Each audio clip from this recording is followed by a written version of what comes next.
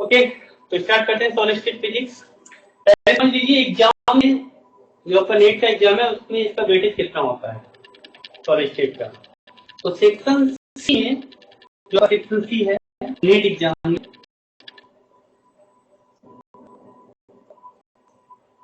Section C यानी advance part का जो सिलेबस है उसमें आता है ये।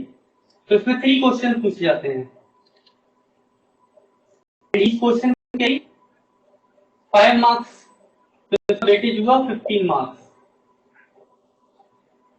कभी कभी इसमें जो है एक क्वेश्चन और आ जाता है ना, तो आप इसे मान सकते हैं 20 मार्क्स का। 3 क्वेश्चन तो आते ही आते हैं, फिक्स है। कभी कभी 4 भी पूछ लेता है। तो 15 to 20 मार्क्स का है ये, ठीक है। अच्छा, दूसरी बात, गेट में इसका जो वेटेज है ऊपर वेटेज है जितना अदर पेपर का होता है। तो गेट के लिए पेपर जो है ज्यादा इंपॉर्टेंट है। सिलेबस दोनों में सेम ही है, अप्रोक्सीमेट सेम सिलेबस। गेट में तो न्यूक्लियर फिजिक्स का भी से भी उतना मार्क्स का पूछा जाता है, एटॉमिक एंड मॉलिक्यूलर से भी, क्वांटम से एक आध क्वेश्चन ज्यादा आ जाएगा क्वांटम और ईएमजी से। तो गेट में हर पेपर का इक्वल मार्क्स होता है, ऑलमोस्ट इक्वल। पर गेट में ऐसा नहीं है, इसीलिए गेट क्वालिफाई करना इजी होता है क्योंकि इसका सिलेबस कंपैरेटिवली कम है। क्वांटम मैकेनिक्स और ईएमटी का जो सिलेबस है वो बहुत ज्यादा सिलेबस होता है, बहुत ही ब्रॉड। जबकि सॉलिड स्टेट हुआ, सॉलिड स्टेट फिजिक्स, आपका न्यूक्लियर पार्टिकल फिजिक्स हुआ, एटॉमिक एंड मॉलिक्यूलर फिजिक्स, इन तीनों पेपर छोटे पेपर हैं, तो इनका सिलेबस भी कम है और वेटेज भी इक्वल है और थोड़े इजी है रेदर देन ईएमटी। और क्वांटम में तो बहुत ज्यादा ट्विस्टिंग है, जिसमें से ट्विस्टिंग भी नहीं होती है। तो ये पेपर इजी है, जल्दी कवर अप भी हो जाता है और प्रॉब्लम भी इसकी इजीली हैंडल हो जाती है, ऐसी बात होने वाली। तो पूरा करना है तो आपके लिए तो गेट हुआ चाहे नेट हुआ, दोनों के एग्जाम लेने हैं, है ना।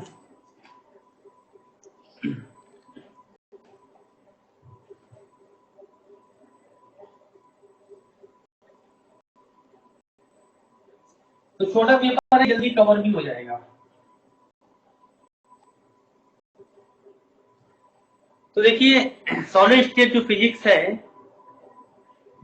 इसमें है क्या, मेनली आपको जो स्टडी करनी है जो क्रिस्टलाइन सॉलिड है ना, उनकी स्टडी यहाँ पर हमें करनी होती है, राइट। तो अगर मैं स्टार्टिंग से बात करूं सॉलिड है क्या, इनफैक्ट सॉलिड है, इसको डिवाइड किया गया, वो किस तरह से डिवाइड किया गया। सॉलिड स्टेट फिजिक्स में आपको क्रिस्टलाइन सॉलिड्स की स्टडी करनी है, सिंपल सी बात है।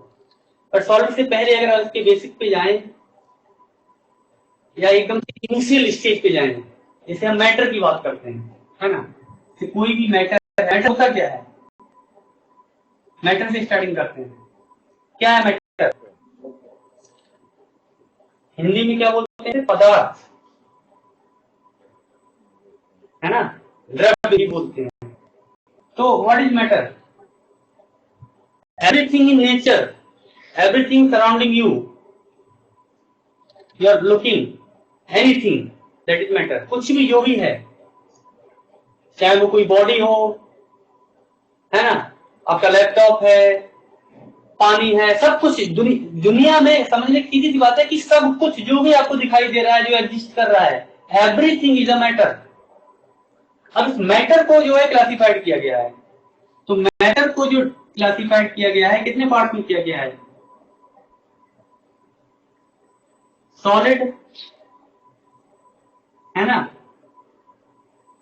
लिक्विड, गैस और प्लाज्मा। इसके अलावा एक फिफ्थ स्टेज भी है, पता है किसी को, हाँ, बोथ आइंस्टाइन कंडेंसेशन बेक।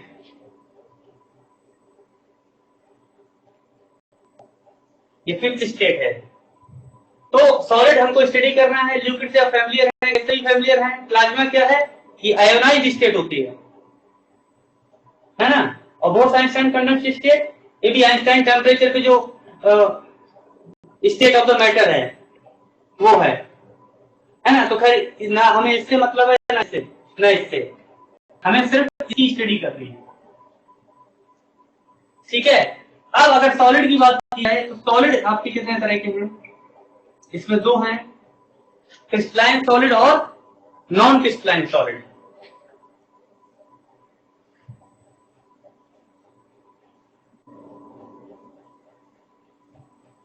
और नॉन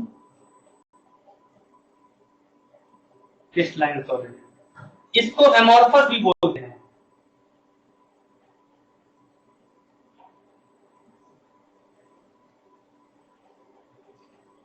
ठीक है।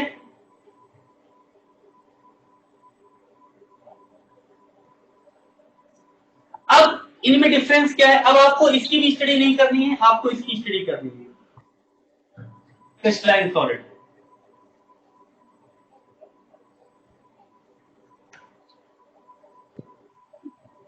ठीक है।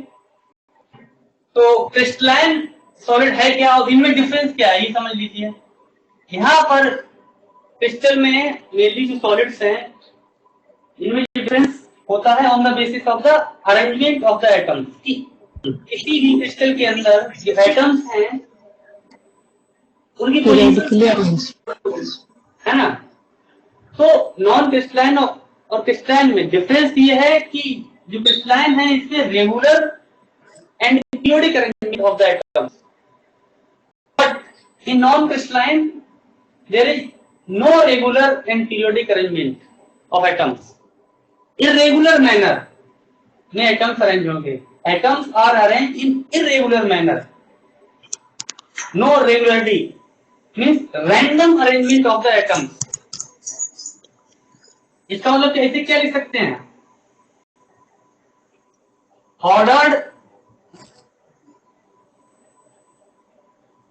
अरेंजमेंट ऑफ एटम्स, और यहां पर random arrangement of atoms.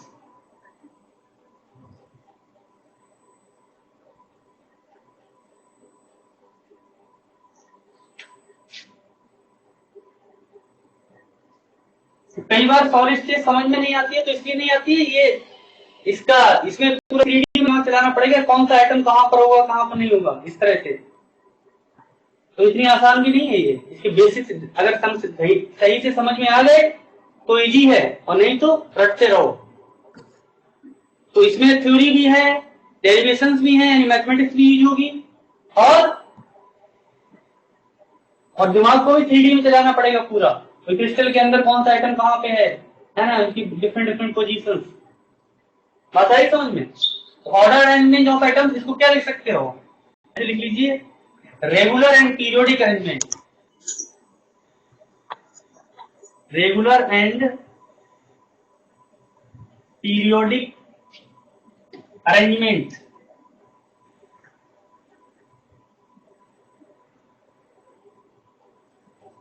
Of atoms. तो इसमें क्या लिखेंगे? No regular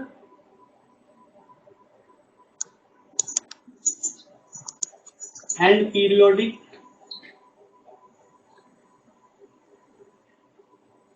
arrangement of atoms. बात आई समझ में? तो यहां पर जो एटम्स होंगे वो एक रेगुलर फॉर्म में होंगे, यहां पर रेगुलर फॉर्म में नहीं होंगे। तो अगर इसको दिखाना हो तो डायग्राम कैसे बना सकते हैं? इस तरह से एटम्स को एक ऑर्डर्ड मैनर में अरेंज कर दीजिए।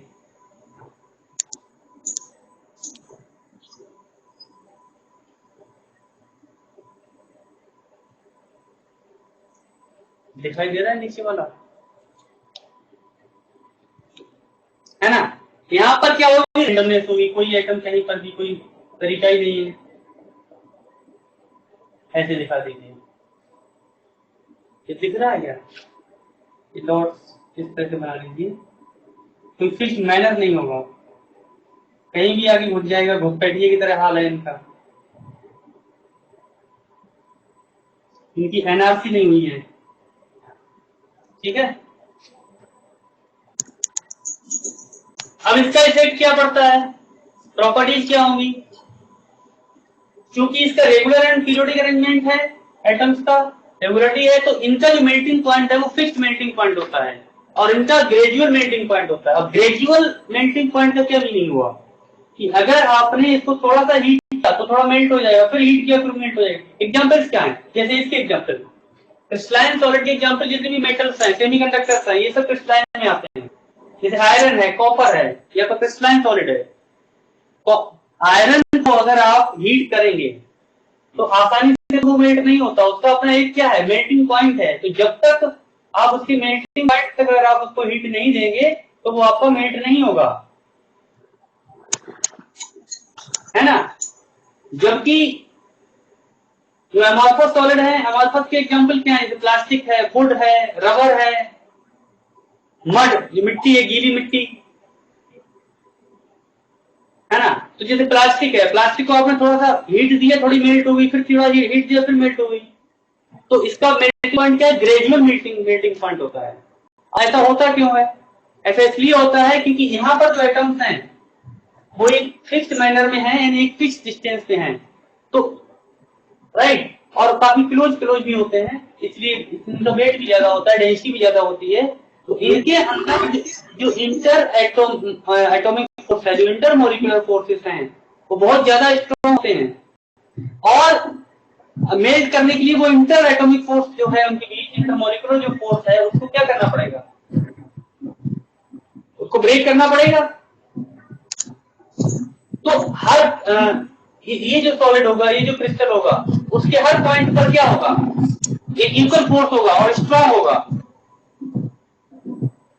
राइट। तो आपको इसको मेल्ट करने के लिए ज्यादा हीट देनी पड़ेगी और एक इक्वल अमाउंट में, कि वो फोर्स की इंटर एटॉमिक जो अट्रैक्शन है वो क्या हो जाएगा, है ना, वो खत्म हो जाए, तभी तो मेल्ट होगा। जबकि इसमें क्या है, इसमें ग्रेजुअल है। ग्रेजुअल क्यों है, क्योंकि यहाँ पर कहीं पर एटम पास है, कहीं तो दूर है, जो दूर वाले पहले मेल्ट हो जाएंगे, है ना। तो ये थ्योरी समझ में आ रही है ना। तो इसके एग्जांपल्स जो है लिख लीजिए, इसके एग्जांपल्स लिख लीजिए, लिखिए ऑल मेटल्स कामा सेमीकंडक्टर्स, ये सब क्रिस्टलाइन में आते हैं। और इसमें क्या है, प्लास्टिक,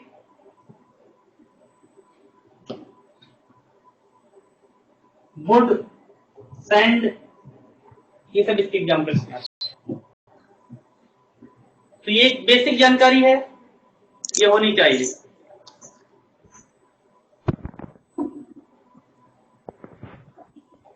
मेल्टिंग पॉइंट इसमें लिख लीजिए, देखिए शार्प मेल्टिंग पॉइंट या high melting point, sharp melting point, इसमें लिखिए low melting point and gradual.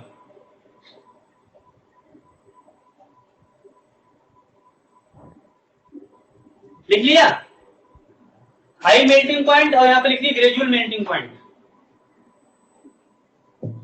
ठीक है।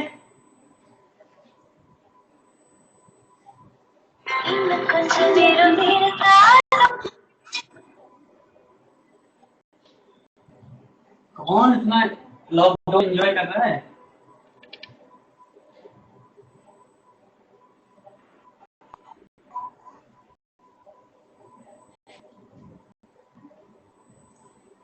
तुम लोग भूल जाते हो क्या, टीवी कुछ सोच चल रहा है क्या,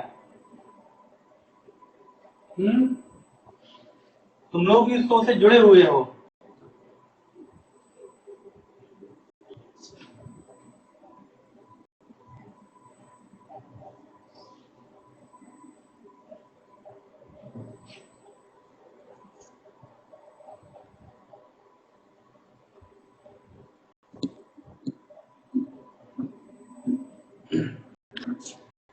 चलिए आगे बढ़िए इससे। तो अब आपको देखना है कि ये जो क्रिस्टलाइन सॉलिड है, अब क्रिस्टलाइन सॉलिड भी आपके दो तरह के हैं, ठीक है। जो आपके क्रिस्टलाइन सॉलिड हैं,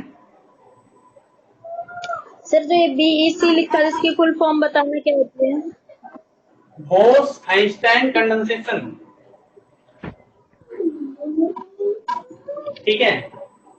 तो जो क्रिस्टलाइन सॉलिड है, क्रिस्टलाइन सॉलिड भी आपके दो तरह के होते हैं, बताया जरा कौन कौन से होते हैं, टू टाइप कौन कौन है?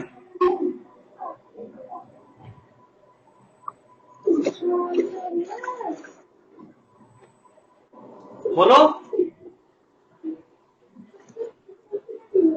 दो टाइप कौन से हैं वो, बताए किसी को?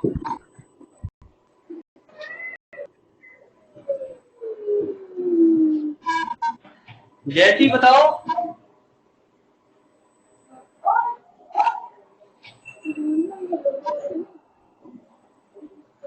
कौन बताएगा? पवन तुम बताओ।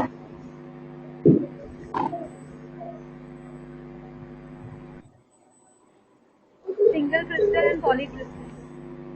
Single crystal and polycrystal. Susmita, Susmita बता रही है ना? ठीक है, वेरी गुड। आप बताइए ये डिफरेंस इसमें क्या होता है, सिंगल क्रिस्टल पॉली क्रिस्टल में क्या डिफरेंस है?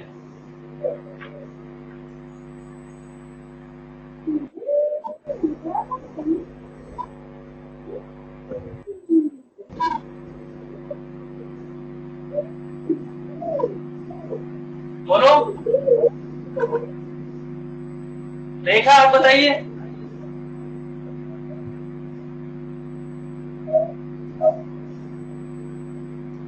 पूनम बताओ। तो सिंगल क्रिस्टल सिमेट्री पॉइंट तक एग्जिस्ट करती है ना, सिमेट्री कहाँ तक एग्जिस्ट करती है? Up to infinite. Up to infinite. Whole crystal में सेम सिमेट्री होता है, पॉली में एक पर्टिकुलर रीजन तक एग्जिस्ट करती है। ठीक है। देखिए क्वेश्चन ये है कि जो क्रिस्टलाइन सॉलिड है, पहली बात तो दो तरह के हैं, सिंगल क्रिस्टल और पॉली क्रिस्टल। ठीक है, सिंगल क्रिस्टल में क्या होता है, सिंगल क्रिस्टल में क्या होता है, अगर आपको कोई भी क्रिस्टल है उसको अगर आप इनफाइनाइट तक एक्सटेंड करें, यानी उस क्रिस्टल की अगर आप स्टडी करना चाहें अप टू द इनफाइनाइट, तो उसमें सेम काइंड ऑफ सिमेट्री है। ऐसा नहीं है कि थोड़ी कुछ डिस्टेंस तक वन काइंड ऑफ एटम है फिर एटम्स चेंज हो जाएंगे, उनकी डिस्टेंसेस बढ़ाना शुरू कर देंगे, ऐसा नहीं होगा। ठीक है ना।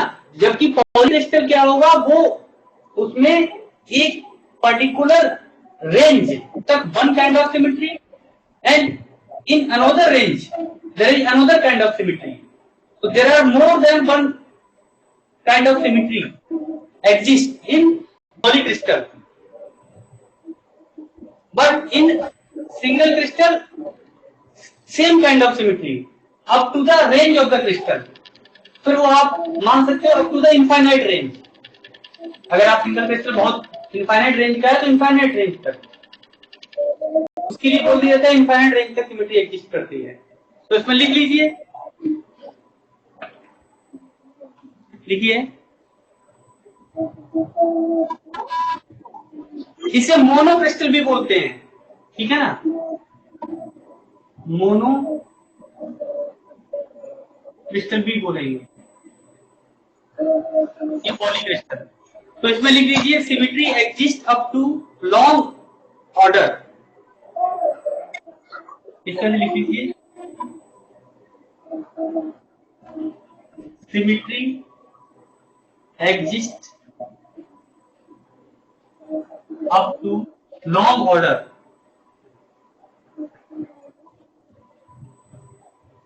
और अप टू इनफाइनाइट भी लिख देते हैं इसको, ठीक है।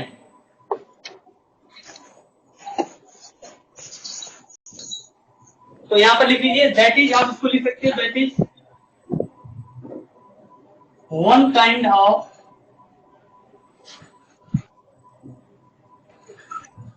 Symmetry exist up to whole range. एक मीनिंग हुआ इसका। इसमें लिख लीजिए symmetry exist up to limited range, इसमें आप क्या लिखेंगे? क्या सिमेट्री तो होती है, ऐसा नहीं सिमेट्री नहीं होगा, सिमेट्री नहीं होगा तो तब तो सॉलिड नहीं होगा। तो symmetry exist up to short range.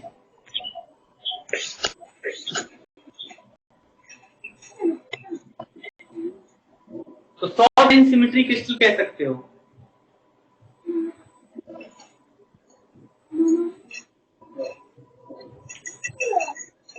इसके बाद ऐसे भी लिख सकते हो, after that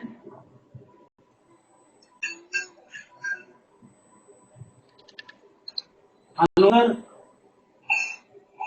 kind of symmetry start. एक पर्टिकुलर रेंज के बाद में another kind of symmetry start हो जाएगी। तो आप क्या कह सकते हो कि दिस इज अ, मतलब इसमें बहुत सारे मोनोक्रिस्टल हो सकते हैं। आप इसे कह सकते हो combination of the single crystal. It is combined form लिख सकते हो, combined form of single crystal. बताओ समझ में आया? एग्जाम्पल्स लिख लीजिए। डायमंड, डायमंड जो होता है उसमें सेम काइंड की सिमेट्री होती है। क्वार्ट्ज है, माइका है,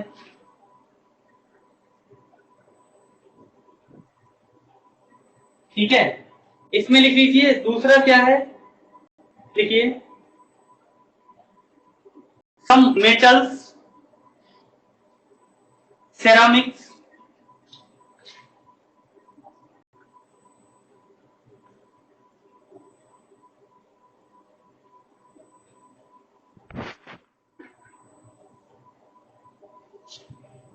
ठीक है ना, क्लियर है? अब देखिए इसको आप ऐसे भी समझ सकते हो, सिंगल क्रिस्टल। जैसे मान लीजिए अपना एक कंट्री है ना, तो इसमें डिफरेंट डिफरेंट स्टेट्स हैं। इधर केरला है, फिर कर्नाटका है, आंध्र प्रदेश, यूपी है बीच में, बिहार है, हरियाणा को भी जगह दे रहे हैं थोड़ी सी, नहीं हरियाणा यहाँ पे होगा, है ही मान लो। तो अब ये यूपी है, तो यूपी में यहां से यहां तक योगी की सरकार है ना, तो यहां पर इसके रूल्स चलेंगे इस रेंज में।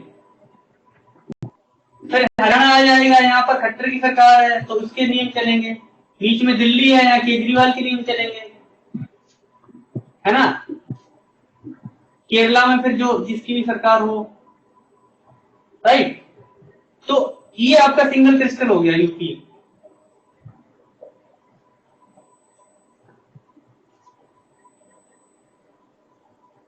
और इंडिया आपका पॉलीक्रिस्टल हो गया, भिन्न भिन्न प्रकार के राज्यों से मिलकर बना हुआ राष्ट्र, ठीक है ना। अरे बोल तो दिया करो, हाँ पूरा कर दिया सर आपने तो। हाँ हाँ हाँ, और राजस्थान भी है, ठीक है। नहीं मैप उल्टा कर दिया, मैप केरला साउथ में आएगा। वो मतलब तुम्हें उल्टा दिखाई दे रहा है, तुम इधर साउथ लो, ठीक है। वो तो कर ही सकते हैं। अरे हाँ, गुजरात का नाम लेना ही भूल गए, सुष्मिता आज है।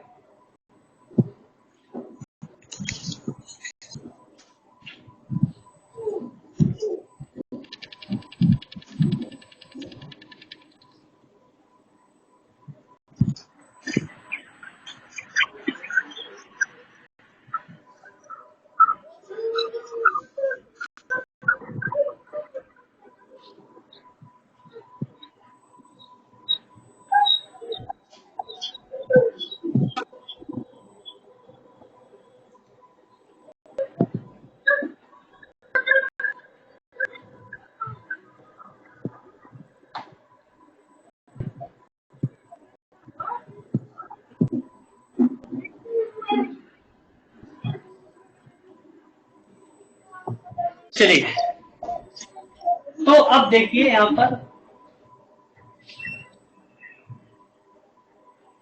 आगे इसमें आपको पढ़ना क्या क्या है। यहाँ ये जो पहला चैप्टर होगा आपका बेसिक, मतलब बेसिक क्या, बेसिक तो नहीं है, जो कुछ है क्वेश्चन यहाँ से पूछे जाते हैं। यहाँ दो पार्ट होंगे आपके, एक तो क्रिस्टल स्ट्रक्चर, ठीक है ना, और मेनली जो क्रिस्टलोग्राफी है, पहला चैप्टर आप जो है क्रिस्टल स्ट्रक्चर मान के चलो, उसके बाद हम क्रिस्टलोग्राफी पढ़ेंगे। तो क्रिस्टलोग्राफी पढ़ेंगे तब भी पहले क्रिस्टल स्ट्रक्चर पढ़ना पड़ेगा। और क्रिस्टलोग्राफी में क्या है, वही एक्सआरडी, एक्सरे डिफ्रेक्शन वगैरह, ठीक है ना। तो सबसे पहले आप क्रिस्टल स्ट्रक्चर को समझो, ठीक है। तो हेडिंग डालिए क्रिस्टल स्ट्रक्चर। क्रिस्टल स्ट्रक्चर को समझने के लिए आपको जानकारी होनी चाहिए यूनिट सेल की, है ना, कि यूनिट सेल होता क्या है। इसमें सबसे इंपॉर्टेंट है आपका यूनिट सेल। यूनिट सेल की स्टडी हम क्यों करते हैं, देखिए आपको पता है क्रिस्टल के अंदर रेगुलर एंड पीरियोडिक अरेंजमेंट होता है, राइट। तो आप एक क्रिस्टल को बहुत सारे यूनिट सेल से मिलकर बना हुआ मान सकते हैं।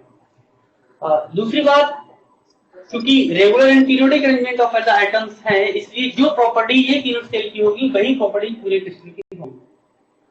तो होता क्या है, जब आप रिसर्च ज्वाइन करेंगे, पीएचडी में जाएंगे, तो आप लोगों का जो कोर्स वर्क होगा, अगर आपने सपोज करो कंडेंस्ड मैटर लिया, ठीक है, तो कोर्स वर्क ज्वाइन करोगे तो उसमें इसका डिटेल स्टडी होगी, काफी स्टडी वगैरह आपको सिखाया जाएगा।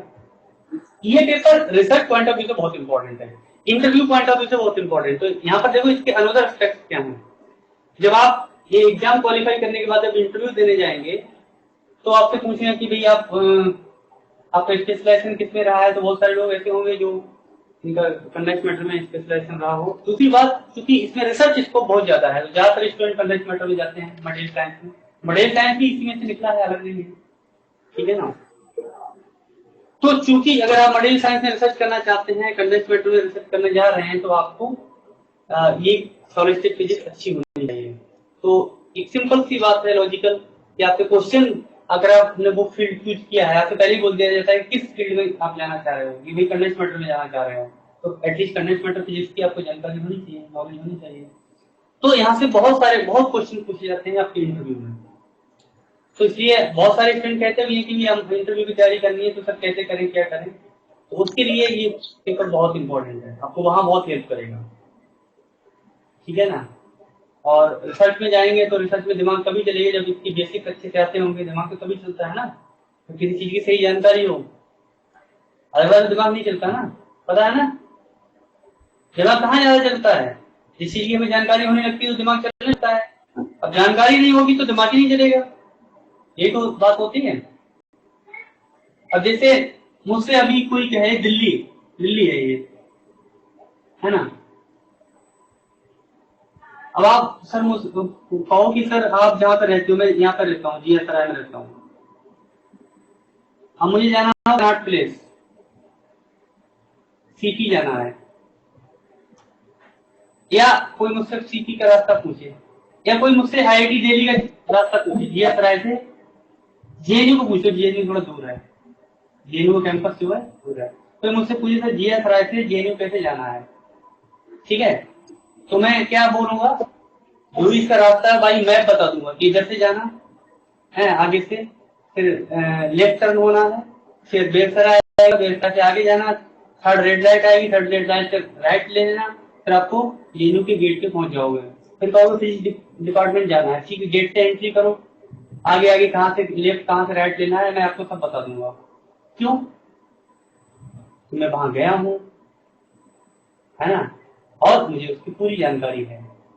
तो जब आपने मुझसे पूछा कि जीएस सराय से जेएनयू कैसे जाना है, मेरा दिमाग चलना शुरू हो गया। क्यों चलना शुरू हुआ, क्योंकि मेरे पास डेटा है, समझ रहे हो।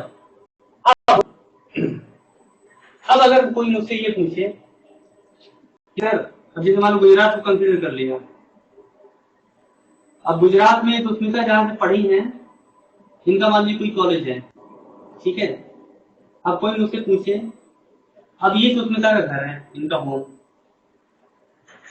कोई मुझसे पूछे सुष्मिता के घर से सुष्मिता के कॉलेज तक कैसे जाएंगे, मुझसे मान लो पूछता है, मुझे पता ही नहीं है, तो मेरा दिमाग रन ही नहीं करेगा। तो दिमाग कहाँ रन करता है, जब उसकी नॉलेज हो। तो इसीलिए तो कहा जाता है कि भाई कोई चीज समझ में नहीं आई, समझ में क्यों नहीं आई? जैसे मान लीजिए मैं, मेरी थोड़ी बहुत जानकारी अगर होती है, मान लो मैं सपोज करूँ मैं गुजरात गया हूँ, मुझे पता है इनका घर कहाँ पे, इनका कॉलेज कहाँ पे है, हो सकता है मैं एक ही बार वहां गया हूँ, तो मैं भूल भी सकता हूँ। तब अगर मुझसे पूछेगा तो मैं जो बताऊंगा थोड़ा बता पाऊंगा, थोड़ा नहीं बता पाऊंगा। इसका मतलब क्या है कि पता है, थोड़ा थोड़ा पता है, कि इसका मतलब बेसिक्स क्लियर नहीं, इसे कहा जाता है बेसिक्स का क्लियर ना होना, है ना।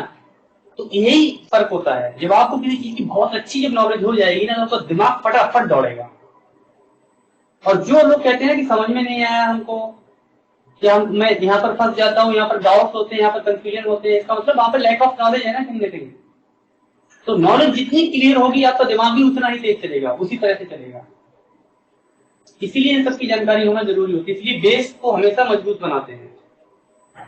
तो इसका जो बेस है सॉलिड स्टेट फिजिक्स का, ये दोनों तरह से इंपॉर्टेंट है। एग्जाम में क्वेश्चन भी पूछे जाएंगे, इंटरव्यू में भी क्वेश्चन पूछे जाएंगे, और जब आप रिसर्च करने जाओगे तो वहां पर भी आपको ये नॉलेज आपके काम आएगी, ठीक है ना। तो इसलिए हाँ, जैसे सर रिसर्च के लिए जो कोई स्पेशलाइजेशन सॉलिड स्टेट में है सर, इनका तुम्हारा नहीं का सर, मेरा भी है सर सॉलिड अच्छा, तो उनका जो दूसरा रिसर्च थोड़ा तेज बोलो, तुम्हारी आवाज बहुत स्लो आ रही है। Hello sir. हाँ हाँ, बोले सर जिनका स्पेशलाइजेशन सॉलिड स्टेट फिजिक्स है सर, और अच्छा चलो बहुत अच्छी बात। क्वांटम ये क्या, हाँ कर सकता है सर? हाँ बिल्कुल कर सकते हैं, क्वांटम में रिसर्च कर सकते हैं, लेकिन क्वांटम में रिसर्च कराने वाले बहुत कम मिलते हैं, हंस मत जाना। पता चला ले तो लिया क्वांटम मैकेनिक्स, वहां पे जाके पेपर ही पब्लिश नहीं हो पा रहा है। आपका सर क्या ये रेडियो किसके यहाँ चल रहा है, आवाज आ रही है, बंद करो इसको। आपका सर क्या है सर? है आपका सर? अरे यार ये आवाज कहाँ से आ रही है, बंद करो इसको। मेरा स्पेशलाइजेशन और मेरा रिसर्च इंटरेस्ट जो है सॉलिड स्टेट फिजिक्स ही है, कंडेंस्ड मैटर, बढ़िया आंसर, ठीक है। चलिए तो हम बात करते हैं इसकी, फिर आवाज आ रही है। सर आप गुजरात कब आ रहे हैं तो फिर? हैं गुजरात कब आ रहे हैं तो फिर? गुजरात चलो, शायद कभी आना हो जाए। बिल्कुल सर, वेलकम। ये किसी के यहाँ से आवाज आ रही है। ये पवन तुम्हारे पीछे का ये रेडियो चला रहे हो तुम? नहीं सर, मेरे पास तो इतनी पीसफुल है सर यहाँ का एनवायरनमेंट, मत। आवाज आ रही है, किसी के यहाँ रेडियो चल रहा हो तो बंद कर दो, वो रेडियो के जमाने चले गए, क्या रेडियो सुनते हो। चलो तो इससे स्टार्टिंग करते हैं इसकी, ठीक है। तो मैं, हाँ वो खास बात तो थी मेरे बताने का पर्पज वो क्या था जो बता रहा था। तो जब आप रिसर्च करते हैं इसमें, तो आप क्या करेंगे, आपने सपोज करो कि कोई नया मटेरियल बनाया है ना, तो नया मटेरियल जब बनाएंगे तो पहले उसकी सैंपलिंग होती है। तो सैंपलिंग करने के लिए सैंपल आपने तैयार किया है, तो आपको ये देखना होगा कि भाई ये जो मटेरियल है ये कौन सा है, ये किस क्रिस्टल स्ट्रक्चर जो है इसका, मतलब जो डिफरेंट टाइप के क्लासिफिकेशन है, किस क्रिस्टल सिस्टम को फॉलो कर रहा है। तो उसकी आपको एक्सआरडी करनी पड़ेगी। एक्सआरडी करने का मतलब क्या होता है, एक्सआरडी क्या बताता है कि क्रिस्टल के अंदर जो एटम्स हैं वो किन किन पोजीशंस पे हैं, एक्सआरडी का यही काम होता है। तो जब आप एक्सआरडी करेंगे सैंपल की, तो वहां पर होता क्या है, एक्सआरडी जब करने के लिए दो तरह के केसेस होंगे। आप अपने सैंपल जब करना चाहते हैं तो एक तो पाउडर मेथड होता है। पाउडर मेथड में क्या होता है कि क्रिस्टल मतलब जो आपका सैंपल है वो पाउडर फॉर्म में होगा, है ना। और दूसरा होता है कि अगर कोई सैंपल है, पाउडर फॉर्म में इसलिए होता है क्योंकि कोई भी मटेरियल है, अगर आपने उसे पाउडर फॉर्म में भी है तो आप उसको कितना भी ब्रेक कर दो, क्योंकि उसके यूनिट सेल को ब्रेक नहीं कर पाओगे, ठीक है ना। तो अब जो प्रॉपर्टी क्रिस्टल की होगी वही प्रॉपर्टी उसके यूनिट सेल की होगी। तो एक पाउडर फॉर्म में भी सैंपलिंग होती है, उसको पता लगाया जाता है। और दूसरा होता है क्रिस्टल रोटेटिंग मेथड, यानी कि वहां आप सैंपल को रखेंगे और सैंपल को रोटेट कराएंगे और उस पर एक्सरेज पड़ रही होगी, तो वहां से भी एक्सआरडी होती है। खैर वो रिसर्च की बात है, जब आप जाएंगे तब। तो इसलिए यूनिट सेल इसलिए इंपॉर्टेंट है क्योंकि अब जरूरी नहीं कि पूरे क्रिस्टल को रोटेट करके आप उसकी सैंपलिंग करेंगे, आप पाउडर फॉर्म में भी कर सकते हैं।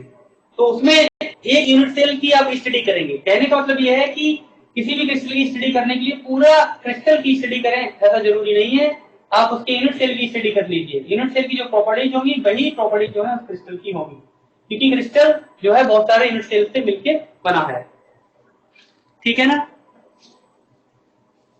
क्लियर। अब बात आती है कि ये यूनिट सेल होता क्या है, व्हाट इज यूनिट सेल। तो जैसा कि अभी बताया, यूनिट सेल क्या है, यूनिट सेल से मिलकर ही क्रिस्टल बनता है। ये सबसे स्मॉलेस्ट सेल होता है। It is the unit cell is the smallest building block of the crystal whose repetition in all three dimensions gives us crystal structure, है ना। तो ये क्या है आपका यूनिट सेल, क्या है आप से लिखिए, smallest building block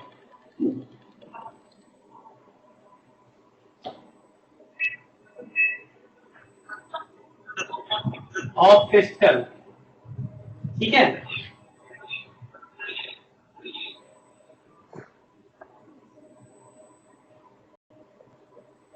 whose repetition in all three dimensions gives crystal structure।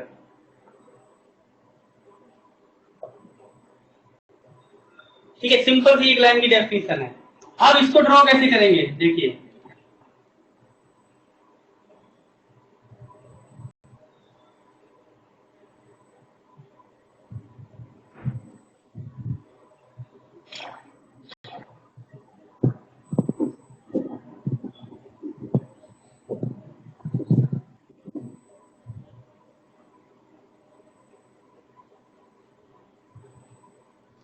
ठीक है,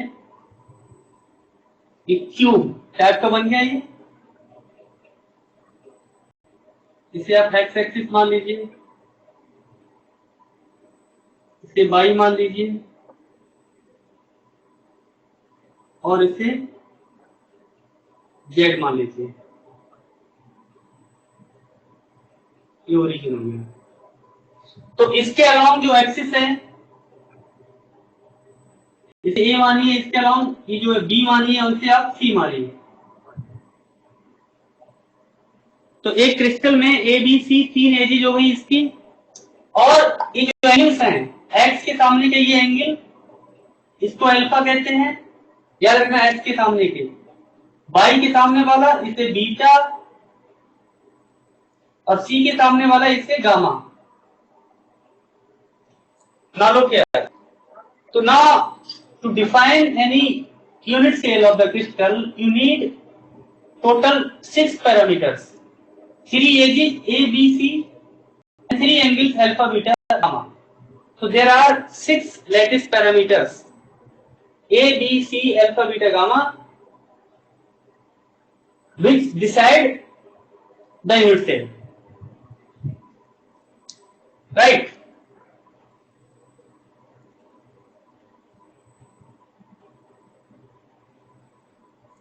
बात आ रही समझ में। अब ये जो यूनिट सेल होता है ये दो तरह के होते हैं, एक प्रिमिटिव यूनिट सेल होता है और दूसरा सिंपल जो यूनिट सेल है ही है, मतलब प्रिमिटिव सेल भी होता है। तो यहां पर लिख लीजिए, इसमें दो टाइप हैं इसके।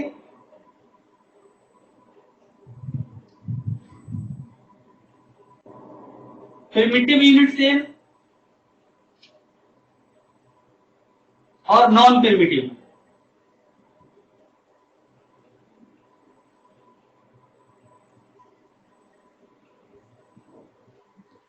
अभी प्रिमिटिव और नॉन प्रिमिटिव क्या होते हैं? In primitive cell, atoms are corners. Only at the corners. क्या होता है?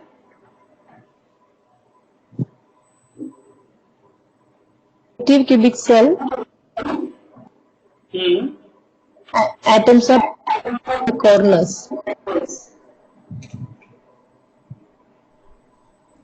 कॉर्नर पे रहेगा। Atoms are only at the corners. Yeah, it's okay.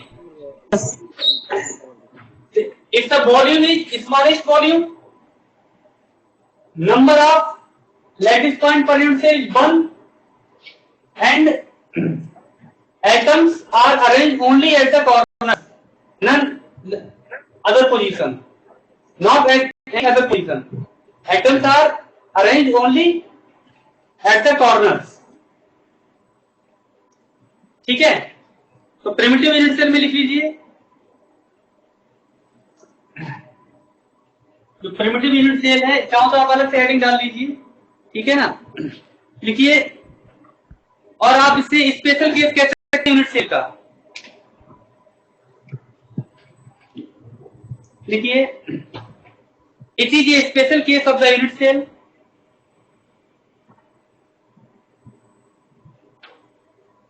It is a special case of the unit cell. देखिए, have number of atoms per unit cell is 1.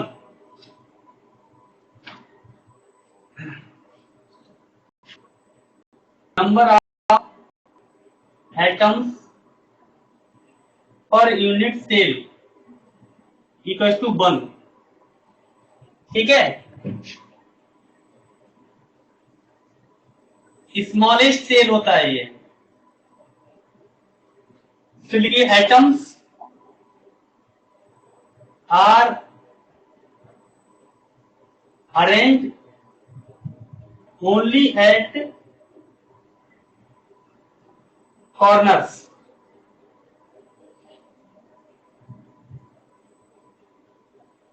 ठीक है, इसका जो वॉल्यूम होता है वो किस तरह डिफाइन है? Volume B equals to A dot P cross C।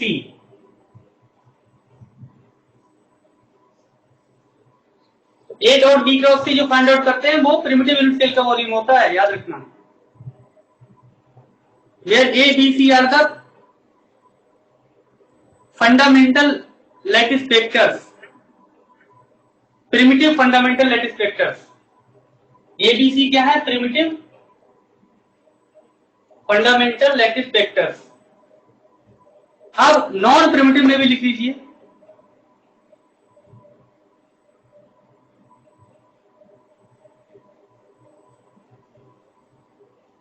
Non primitive में लिखिए, non primitive cell may have lattice point at the corners as well as other locations। यानी कि इसमें जो एटम्स होंगे, कॉर्नर एटम्स पोजीशन पे तो होंगे ही होंगे, कॉर्नर के अलावा अदर पोजीशंस पे भी होंगे। अदर पोजीशंस क्या होंगी? जैसे कि सेंटर पे होगा, फेस सेंटर पे होगा, ठीक है ना। तो ये non primitive cell may have a lattice points, the lattice points at the corners as well as at the other locations, both inside and on the surface of the cell। इसका meaning समझिए, inside मतलब centre पे और surface पर के centre पे भी हो सकता है। Sir, please repeat, sir. A non-primitive cell may have the lattice points at the corners as well as at other locations, both inside means at center and on the surface of the cell.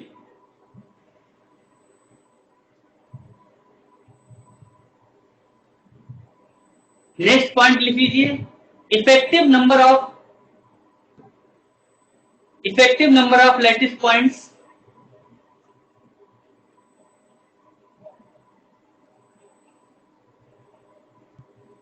Are, मतलब is greater than 1 लिख लीजिए, N is greater than 1 होगा, ठीक है ना।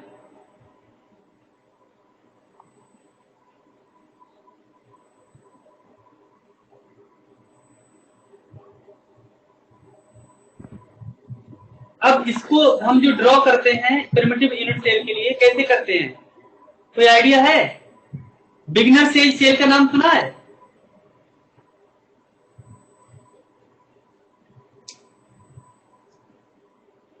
बिगर cell बोलते हैं, बिंगर cell भी बोलते हो, इसका जो भी है WINGER, बिगर सेल। देखिए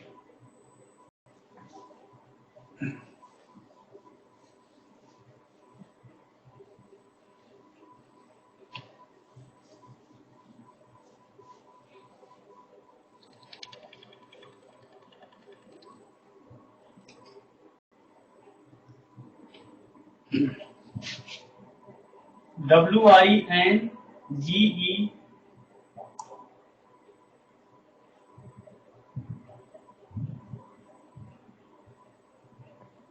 ये क्या है? एक साइंटिस्ट थे, इन्होंने आइडिया दिया कि प्रिमिटिव जो सेल है आपका, जो स्मॉलेस्ट एरिया सेल है, उसको ड्रॉ कैसे कर सकते हैं, बनाएंगे कैसे। तो यहाँ पर हम 2D में बना के बताता हूं मैं, 2D में इसको कैसे ड्रॉ करेंगे। तो इसमें लिख लीजिए, ये बिगर सेल क्या है, लिखिए, this is the way to choose a primitive unit cell. This is a way to choose a primitive unit cell। ठीक है, कॉमा लगा लीजिए, the cell of smallest volume, the cell of smallest volume। ये क्या है? In fact way to choose smallest area cell. ठीक है, procedure क्या है?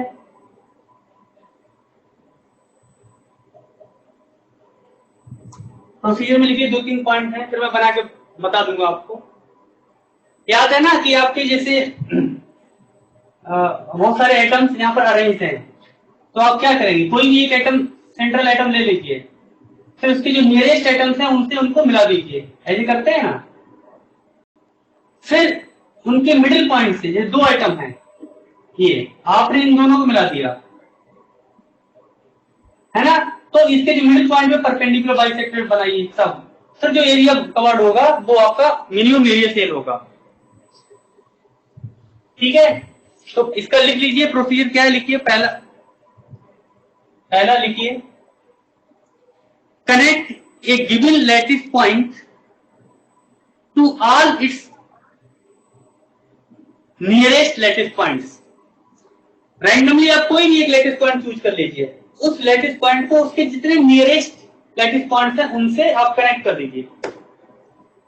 Connect a given lattice point to all the nearest lattice points, right. Second लिखिए, draw normals at the mid points. अब उनके मिड पॉइंट से नॉर्मल ड्रॉ कीजिए। Draw normals at the mid points of lines connecting the lattice points. तो लिखिए the smallest volume और area. 3D का case है तो स्मॉलेस्ट वॉल्यूम कवर्ड होगा, 2D का केस है तो स्मॉलेस्ट एरिया कवर्ड होगा। तो द स्मॉलेस्ट वॉल्यूम और एरिया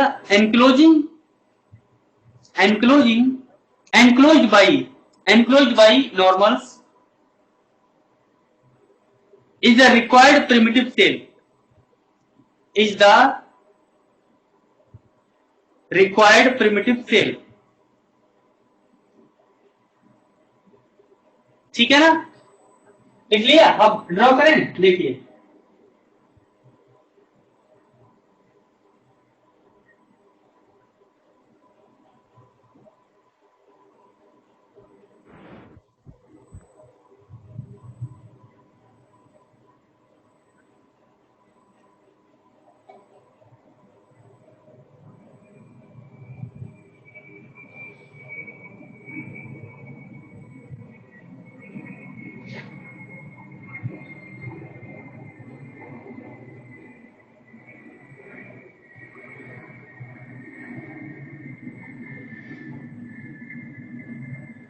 ये है। तो इसमें आप क्या करेंगे, देखिए इसका कोई सेंट्रल एटम ले लीजिए आप। जैसे मान लीजिए मैंने इसको सेंटर वाले को पिक कर लिया, तो इसकी नियरेस्ट कौन कौन से, ये नियरेस्ट है, ये सबको मिला देंगे।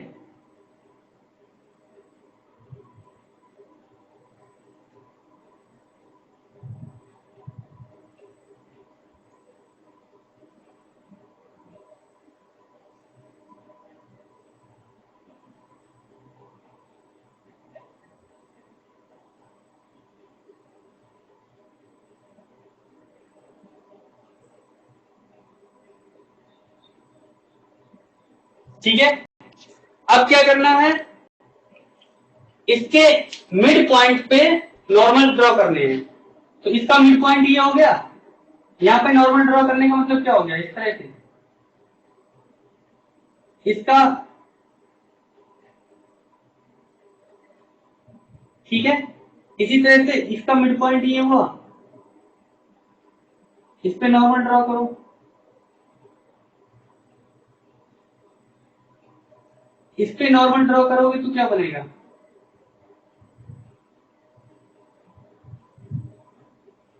नॉर्मल होना चाहिए, याद रखना। यहाँ पे क्या बनेगा, यहाँ पे बनेगा कि इस तरह से,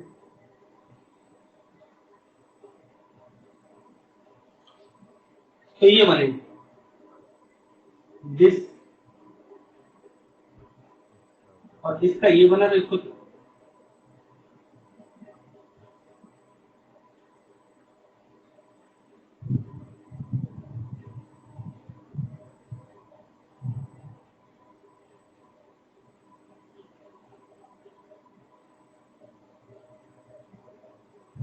ये बन गया आपका।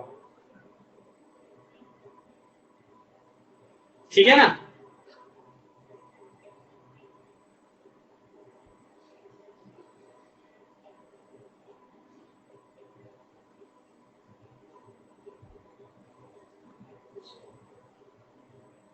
तो ये जो एरिया है इसे आप प्रिमिटिव यूनिट सेल बोलेंगे, बिगनर स्टेज सेल। ठीक है, अब देखिए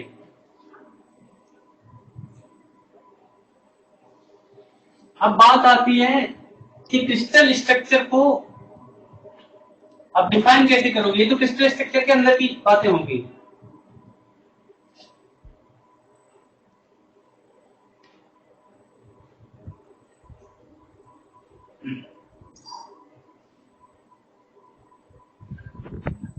कोई भी क्रिस्टल स्ट्रक्चर जो है ये इक्वल टू होता है, क्या होता है बताइए, लैटिस प्लस बेसिस। अब लैटिस क्या है और बेसिस क्या है, इसको क्रिस्टल स्ट्रक्चर बोलते हैं।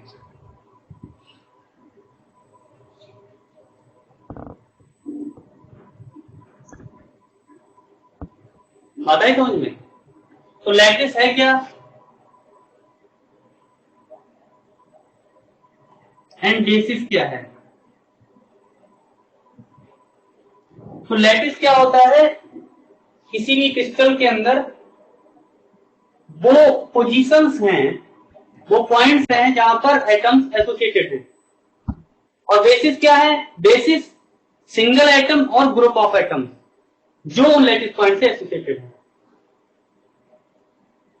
तो लैटिस का मीनिंग सिंपल हो गया, एक तरह कंकाल टाइप का हो गया। जैसे एक रूम है, हमारे क्लासरूम में, क्लासरूम में बहुत सारे चेयर्स पड़ी हैं, तो वो चेयर्स क्या रिप्रेजेंट कर रही है कि यहाँ पर स्टूडेंट बैठ सकते हैं, और अगर स्टूडेंट बैठ गए तो वो क्लास फॉर्म हुई, है ना। तो लैटिस क्या है,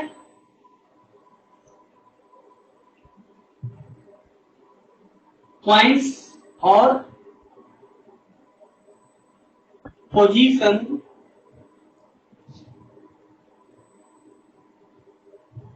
inside the crystal at where atoms are associated, यहां पर एटम्स एसोसिएटेड होते हैं।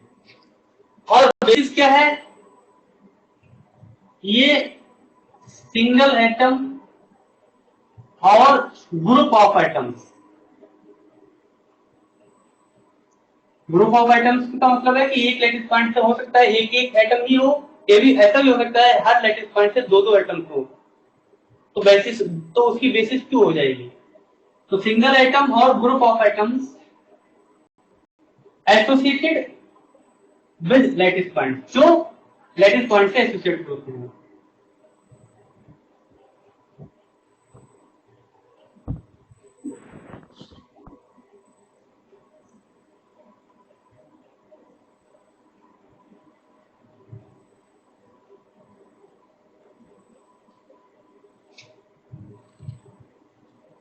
बात समझ में आई। तो लैटिस क्या है, बेसिस क्या है।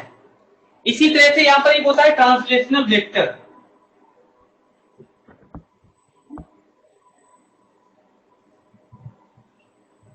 तो ये ट्रांसलेशनल वेक्टर क्या है, इसे टी से रिप्रेजेंट करते हैं।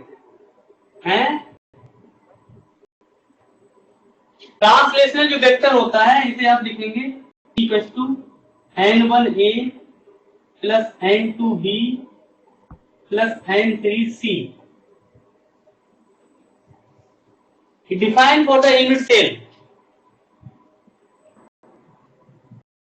ए बी सी फंडामेंटल वेक्टर्स। देखिए n1 comma n2 and n3 ये इंटीजर्स हैं, ठीक है। एक मिनट रुकिए।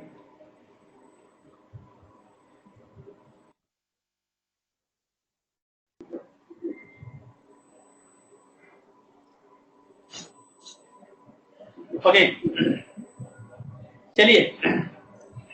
तो ये हो गया, समझ गए आप लोग। ट्रांसलेशनल वेक्टर जो है n1 n2 n3 ये क्या है, इंटीजर्स हैं, इनकी वैल्यू 1 2 3 इस तरह से आप ले सकते हैं। एबीसी प्रिमिटिव फंडामेंटल वेक्टर्स हैं, लिख लीजिए इसमें प्रिमिटिव फंडामेंटल वेक्टर्स।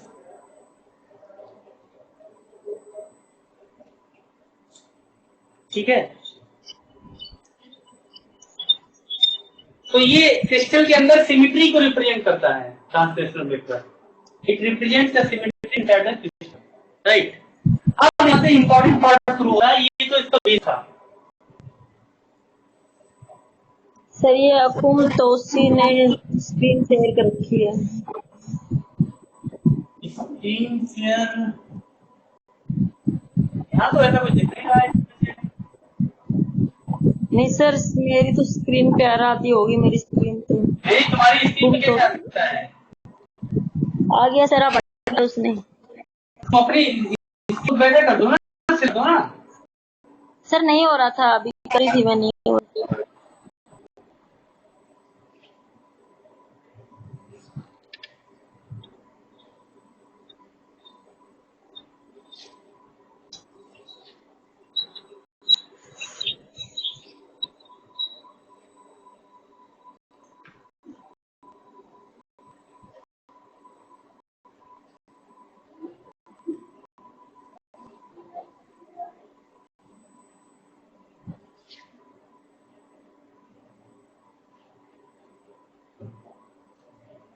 अब देखिए, अब बात आती है कि इन क्रिस्टल सिस्टम को किस तरह से क्लासिफाइड किया गया है।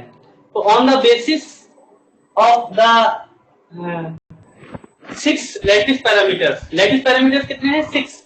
बाहर लिख लिया था, A B C alpha beta gamma are the lattice parameters. ठीक है, तो on the basis of these 6 lattice parameters, इनके बीच क्या रिलेशन है?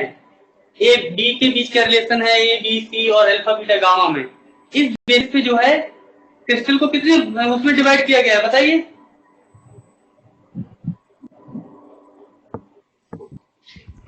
हेडिंग डालिए क्लासिफिकेशन 7 टाइप में।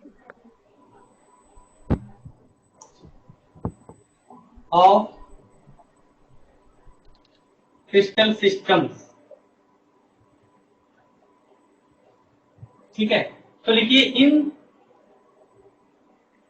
3D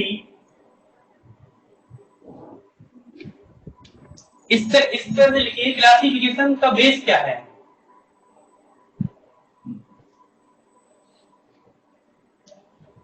बेस है लैटिस पैरामीटर। तो लिखिए on the basis of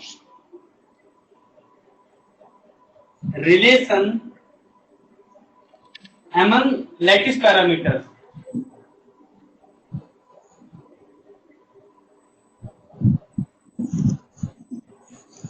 lattice parameters. और लैटिस पैरामीटर्स क्या है? 3 edges, A, B, C and 3 angles alpha, beta, gamma on the basis of the relation among lattice parameters. I will give 6 lattice parameters, 3 edges ABC and 3 angles alpha, beta, gamma. There are 7 types of crystal systems. यहाँ पर classification of crystal की इन 3D।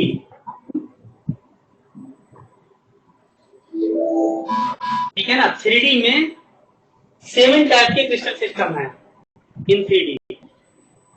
देखिए and, अच्छा, और Bravais lattice कितनी type की हैं बताइए?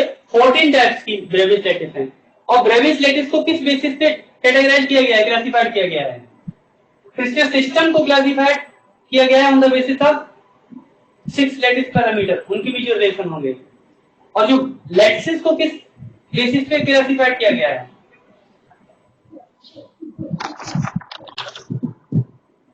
बताओ कोई। 14 टाइप की ब्रेवियस लैटिस को, तो उनका आधार क्या है? किस बेसिस पे क्लासिफाइड किया गया है?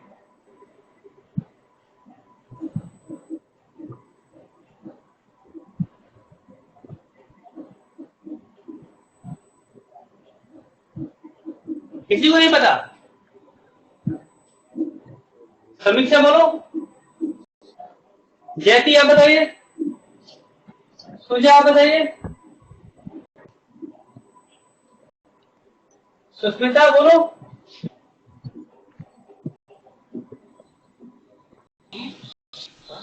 हकुम, क्या हो गया तुम लोगों को? सॉलिड के बेसिक ज्यादा ही वीक है क्या? On the basis of arrangement of atoms, किन पोजीशंस पे एटम्स हैं उस बेसिस पे जो है ब्रेवियस लैटिस को जो है डिसाइड किया जाता है। देखिए on the basis of arrangement of atoms,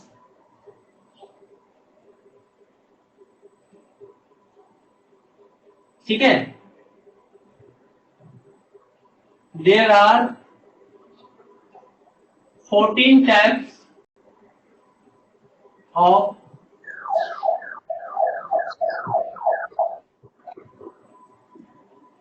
Brevis lattice in 3D। तो 7 टाइप्स के क्रिस्टल सिस्टम्स हैं और 14 टाइप्स की आपकी ब्रेविस लैटिस है 3D में, ठीक है। और लिखिए इन 2D में क्या है बताइए, 4 टाइप्स के क्रिस्टल सिस्टम है एंड 5 टाइप्स के ब्रेविस लैटिस हैं।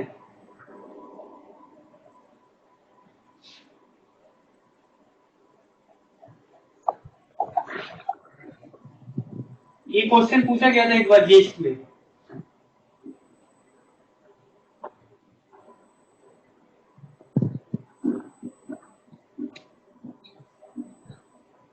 कि 2D में कितने टाइप के क्रिस्टल सिस्टम होते हैं, कितने टाइप के ब्रेविस लैटिस होते हैं, ठीक है।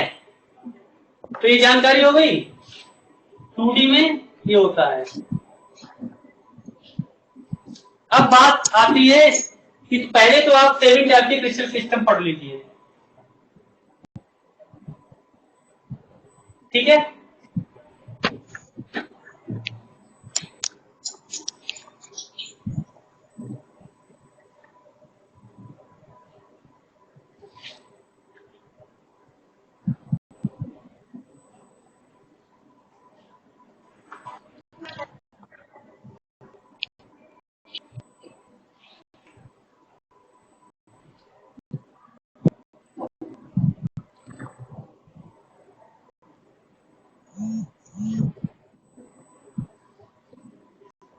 तो देखिए इसको याद कैसे रखते हैं। 7 तरह के हैं ये क्रिस्टल सिस्टम, ठीक है। तो सिंपल ट्रिक लिख लीजिए, टू लर्न, याद रखना सीटी और HMT, याद रहेगा। Yes, sir. ठीक है, Cubic. सीटी और HMT। HMT घड़ी होती है ना, HMT सोना पड़ा है ना। सीटी सीटी तो कहां से याद रहेगी, सीटी मारना ऊपर जो मारता है उसकी बात कर रहा हूं मैं, ठीक है। सी से मतलब क्यूबिक, Cubic. टी से बताइए Triclinic. ट्राइकोनल। टेट्रागोनल, ट्राइगोनल नहीं, हो क्या गलत। एक्चुअली ये मैं इसलिए बता रहा हूँ ना, ये ऑर्डर याद रखो, ये ऑर्डर अगर आप इसी ऑर्डर में याद रखोगे तो आपको ये याद, इनमें रिलेशन क्या होता है ये फाइंड आउट करना इजी रहेगा। अगर आप इसको ट्राइगोनल मान के चलोगे तो ऑर्डर बिखर जाएगा, फिर याद नहीं रखोगे, फिर रटना पड़ेगा। और मैं जिस ऑर्डर में आपको लिखवा रहा हूँ, इस ऑर्डर में अगर आप याद करोगे तो आपको वो जो रिलेशन इनमें क्या होते हैं वो आसानी से याद हो जाएंगे। तो इसलिए क्यूबिक के बाद टेट्रागोनल ही पढ़ाऊंगा आपको मैं, ट्राइगोनल नहीं पढ़ाऊंगा, इसे ट्राइगोनल कहेंगे। ओ से ऑर्थोरोम्बिक। Orthorhombic. हाँ,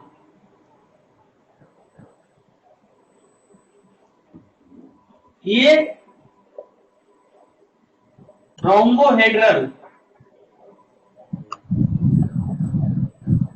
ये हेक्सागोनल, ठीक है। Monoclinic. ये है आपका मोनोक्लिनिक,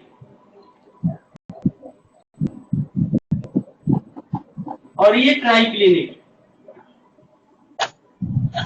अब याद रखना कि इन दोनों में कंफ्यूजन हो सकता है, एक टेट्रागोनल को ट्राइक्लिनिक कह सकते हो, तो याद रखना इसको कैसे याद रखेंगे, ये है मोनोक्लिनिक। तो ये क्लिनिक क्लिनिक दोनों पास पास में है ना। इस क्लिनिक के पास में ये वाला क्लिनिक है, ठीक है। तो अब इनकी हम क्या करेंगे, टेबल बनाएंगे।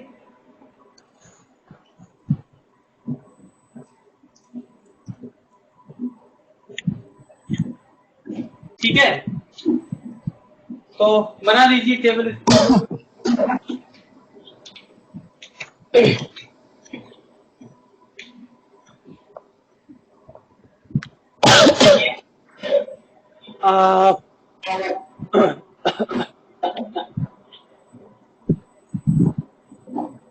क्रिस्टल सिस्टम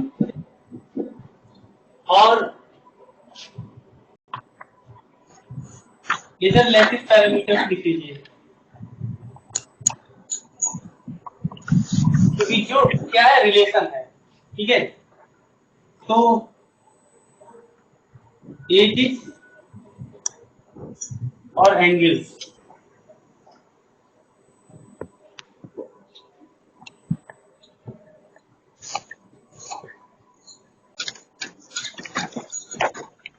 ठीक है।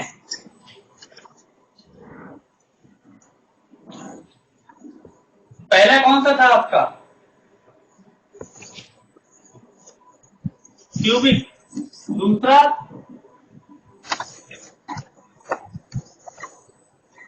टेट्रागोनल। तीसरा आर्थो रोम्बिक। चौथा Hello. रोम्बोहेड्रन। हाँ, Someone's mic is showing continuously in the screen. Screen, what is the problem?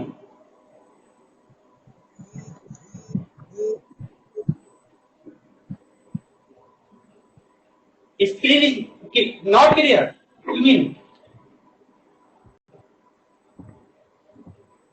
Suja, are you listening?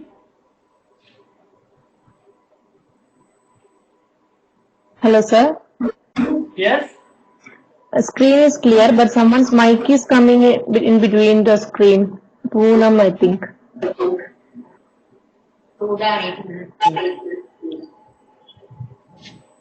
अरे मैंने तो कोई माइक शेयर नहीं कर रखा है। Suja, in that case, you slide your screen toward the left. Sir, I'm using laptop, sir. No. तो laptop में यही होता है थोड़ा सा। किसी का भी माइक ओपन हो तो स्क्रीन yes. ब्लैक हो जाता है। Yes. Continuously mic is showing.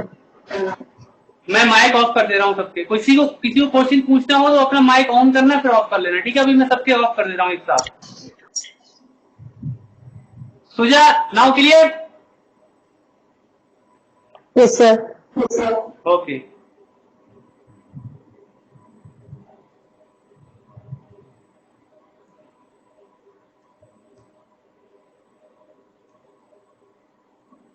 एक मिनट रुको, अभी 5 बजे से इलेक्ट्रॉन की क्लास होनी है ना।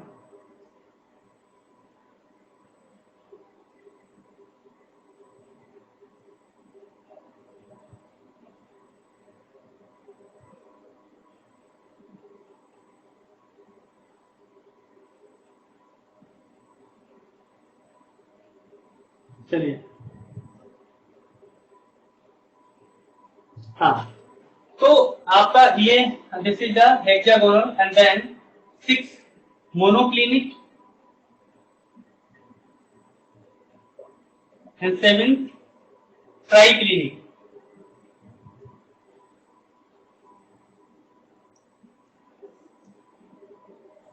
ओके, तो इसको थोड़ा सा नीचे कर लेते हैं, ठीक। अब देखिए, तो तरीका क्या है? Simple. In starting cubic A equals to B equals to C, you know, and angles alpha equals to beta equals to gamma equals to 90 degree, right? Then अगला क्या होगा? Next A equals to B but not equals to C, and next A not equals to B not equals to C, and after it when all edges are unequal, now repeat from here. So A equals to B equals to C and A equals to B not equals to C, this and this. A not equals to B not equals to C. And keep in mind, this third seventh crystal triclinic, here nothing is equal. Alpha is not equals to beta is not equals to A is not equals to B not equals to C, and also for this, इसको थोड़ा ऊपर करके लिख दे रहे हैं, ठीक है. A equals to not equals to B not equals to C, and here alpha is not equals to beta not equals to gamma. For the triclinic, nothing is equal. तो एजिज का रिलेशन आपने लिख लिया. अब angles का क्या होता है? एंगल्स में स्टार्टिंग के 3 बल्कि 4 तो सेम ही होते हैं exactly. Alpha equals to beta equals to gamma equals to 90 degree. Here alpha equals to beta equals to gamma equals to 90 degree, and also here alpha equals to beta equals to gamma, ये equal तो है but not equals to 90 degree. तो 4 तो लिख गए. 5वां है hexagonal. Hexagonal में दो एंगल आपको पता है, अल्फा बीटा 90 होते हैं और गामा 120 होता है. Alpha equals to beta equals to 90 degree and gamma equals to 120 degree. ये तो आपको वैसे भी याद है, क्योंकि ये इन दो की स्टडी आपको करनी है यहाँ पर, क्यूबिक और हेक्सागोनल, बाकी किसी की नहीं कर पाएंगे. अब बचा ये मोनोक्लिनिक. तो मोनोक्लिनिक में क्या है? अल्फा इक्वल्स टू, इसका उल्टा कर दो, alpha equals to gamma equals to 90 degree and not equals to beta, ये बनता है.